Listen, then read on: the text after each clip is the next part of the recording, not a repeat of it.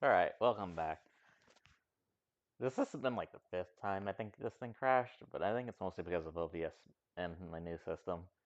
Also, I'm probably gonna have to invest in a new mic soon. But past that, right now, like recently, that's been on my mind is the situation with gaming stuff. Because one podcast went on about, hey, gaming's expensive. You shouldn't have to like hold on to your like PS4 for 10 years when the PS5's out and it's gotten cheaper. Which is valid to a point. Like some of the newer games are trying to like push new things that the PS4 literally can't do. But on the other half, it's like, is gaming that expensive? Like, I mean, I get it. You need to have a couple hundred to even bother doing this, plus the 60 or whatever for buying the game to even run it, assuming you don't go sailing, as it were. But in the same breath, it's like, what do you need to get into PC gaming again? At least like for modern stuff, like, because I looked around to see what was relevant in the past like few months to see what the minimum requirements are, and for some of them, the minimum requirements were like a Intel 4790 around that range. Another one was like a Ryzen R3 1200, and those are like $50 chips at this point. At the very least, sub 100 at the very least. And if you pair it with like I think it was a GTX 1060 and an RTX, not RTX, an RX 40. You got it cheap. So yeah, $100 for that combo, and you were pretty much set. Like, keep in mind this is the minimum, obviously, and of course you kind of pay for that minimum.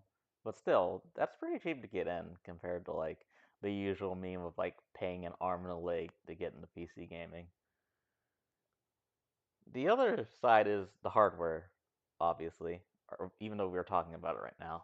It's just like the 4790 is like really old. It's about a decade at this point. And on the other side, you have the Ryzen 5 3600. 2600 is just a placeholder, but still, these chips aren't old. I mean, they aren't like bleeding edge, but yet they'll still play games. They're not probably going to play them at like, 1080p, a billion FPS, but they'll still play them. And even if you're trying to go for the, hey, I want to like, not be stuck watching like N64 textures, okay, but like something like Diablo 4 took like an FX card to run at minimum settings. And most people will say like if you're running an FX card, you're kind of living in the Stone Age. At the very least, it's power inefficient and all the other stuff that people whine about with Bulldozer. But yeah, let's say you're not like part of that club of like getting like dumpster diving as it will. Okay, what do you quote unquote get away with? Well, it comes back to an i3 12100 and a GTX 1070 or equivalent. And once again, these aren't bleeding edge chips. They're kind of in mid range when they were released, and they're probably going to end up being mid range for a long while. But I think there's another side of like the gaming stuff that people are kind of getting like sassy on, and that's having games that like make a PC cry day one.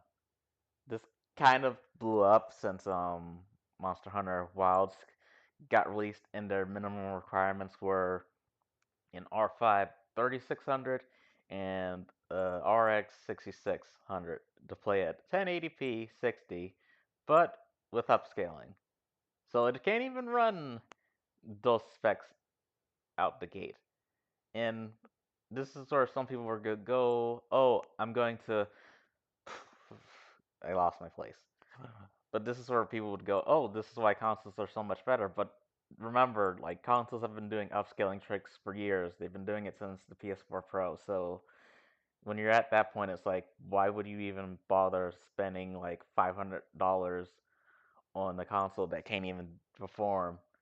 And on the other side with PC, why would you bother paying for like a $300, $400 card when it can't even run without upscaling in the first place? It's kind of been that situation now. And on top of that, I don't think people are kind of keen on having games that make a PC cry as much. Like, people realize that you don't need 8 cores to run fucking cat videos on YouTube. And on top of that, people realize that, like, hey, for these games to sell, they kind of need to run on like not so bleeding edge hardware. Like think of all the esports titles, think of all the live server stuff, think of all the League of Legends, what have you. They kind of need to run on toasters to have their high player base. And let's be honest here, no one's running like say an i9, an R7, pretty much anything upper mid tier for their like gaming rig. A lot of people are kind of running the RX 4E now, and that was after people were on 750 Ti's. People are been doing Optiplex clips and all that stuff for a while, and that's not even counting like the ultra settings, which are pretty much glorified screenshot mode at this point. I'm just saying, I think people have gotten to the point where they realize, we're not going to need 16 cores to run cat videos anytime soon. Even if we're at the point where like getting dual core for like mundane task is kind of going the way of the dodo.